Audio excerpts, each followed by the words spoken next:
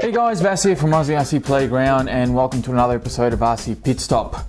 Today we are actually in the pits once again. The last time I did something like this was with the Duratrax A35E. Now, what's basically happened here is something's gone wrong with the Vaterra Halix. Now, if you guys haven't seen the running video or running videos of this truck, please go to the video description and click on the one that you want to see. There's two in there for you guys to check out, and then you'll know exactly what's happened and how the truck runs and all that type of thing. So here, what we're doing today is we're gonna basically assess what has actually gone wrong with the truck and work out if it can be fixed or if I need to order some new parts or what it is that has actually happened.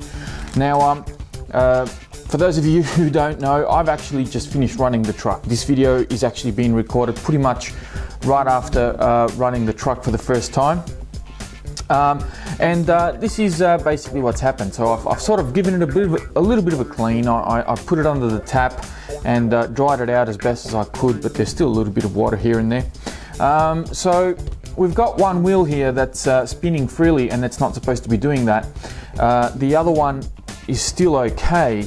And I've had a little bit of a look, and it looks like something has just come off, but I could be wrong. Now, I've sort of jumped ahead and I've got a key here ready to go. I'm hoping this works for me. Here we go. Now, in case you guys are wondering as well, what batteries I actually ran on the day. Of course, I ran a 2S and I ran a 3S. But I did split that up into two videos.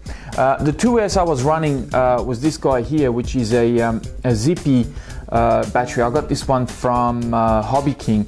It's a 5900 milliamp, and it is, if it says it on here somewhere, it's a 60C series. So it's actually got quite a bit of punch to it, and I was quite impressed with this battery. I've got two of them. And this one seems to be doing okay. The 3S is a soft pack.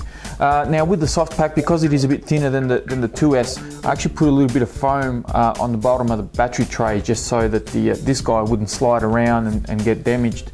I've actually got these from eBay. They're a 3300 milliamp 35C, and they're an RC model brand. I've actually been using these for quite some time. I had them in the Buggy 8. I've had them in the Rival, and now I've got them in the Halix. So bolts off. Let's take this out. Oh God, it's really quite stuck in there. Just so you guys know too, it runs on 12mm hexes, which is fine. Now, okay, the hex is actually held on by a little grub screw. And how good am I with my eyes? Ah, pretty good. Oh, look at that. It's not even tight enough for me to put it on the key. So I can undo it just like that. Oh, is that a bolt that goes right through? Okay. Right. It's a little bolt. Pull this guy out. Let's see. Yeah, it looks like something has actually come undone. I'm going to fast forward a little bit here. I'm going to take out a little bit more screw, so there's no point in me sort of, you know, if you guys watching me, I'll fast forward and then we'll come back. Okay guys, so this is where I'm up to. I've ripped off the whole front end of the truck. This is a very similar design to what you'd find on your Traxxas Slash, and perhaps even the Stampede. I'm not 100% sure, but the Slash I know is very similar to this. You basically take off about half a dozen screws and the whole front end comes off, which is fantastic. So the Vaterra have actually designed this very, very well. Obviously a slightly different design, but the same concept. Anyways, the reason why this whole thing sort of come off is because I've got some STRC drive shafts, some hardened steel drive shafts that I was saving for my Stampede build, which should be finished soon. I'm just waiting for some more parts to turn up, and then I'll do a final video on that. But I tried to sort of fit them in here, thinking that they might actually work. Unfortunately, the way that these drive shafts come out of the diffs is a little bit different to the way that the Traxxas ones come out, and you can't actually fit these little cups into the diffs. So it's a slightly different design, which is a bit of a shame because it would have been nice to fit those straight on and I would have ordered some more for the Stampede and even ordered some more for the rear. That's not to say that you know, there aren't parts out there available for this, but I just thought I'll give it a go. Now, whilst I've been working on the truck, I've also been posting some updates on Facebook. Now, if you guys want to follow me on Facebook and stay up to date with pretty much everything that I do, I tend to post quite regularly. Just go to All Things RC, RC for Life, or even the RC Militia Facebook pages.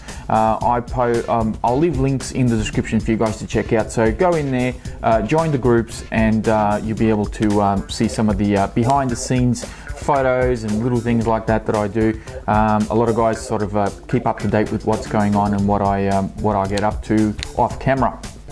So, whilst I was working on this, I was posting updates, and a very good friend of mine by the name of Darko has actually contacted me and given me a very good idea. So basically what's happened here is the, you know, as I was saying, the little outdrive type thing that you see here where the wheel bolts onto has basically ripped the hole where the pin was, has ripped it off. So what he suggested is to drill a hole across from where the original pin was and reinstall a pin.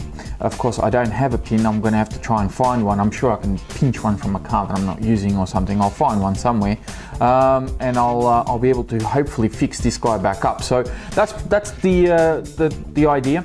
I'm going to go ahead and try that, and then I'll come back hopefully with the truck fully assembled and ready for another run. Okay, looks like that worked. I've got both my drive shafts all fixed up. So the only difference is that I didn't find a pin. Instead, what I did is I actually, I've got so many of these little Allen keys that you get with RTR kits, and I don't really need it because I'm using the team associated ones. So what I've done is I've basically cut a bit off an Allen key that was the same size. It's a hardened steel, it was really difficult to cut, but I cut it and I installed it in, it was this one here. So basically now, rather than having the shaft going, the little pin going this way, it's actually going 90 degrees. So instead of going east-west, it's going north-south. That's really all that's happened. Drilling wasn't too hard. You just got to make sure you get the right size drill bit. Do it nice and slow. And thank you very much, Darko, for that idea. I'm sure a lot of people out there have done that before, but it's just one of those things. Until somebody mentions it to you, you just go, of course, you know, it's so easy. So now I'm going to put Humpty Dumpty back together again, and hopefully get another running video for you guys as soon as possible. So thanks very much for watching. Hope you liked this little RC pit stop. We were literally in the pits. Please be sure to hit the like button before you go, and if you haven't already, make sure you subscribe for more videos like this and more running videos like I've done with the Halix. Thanks again, guys. Speak to you next time.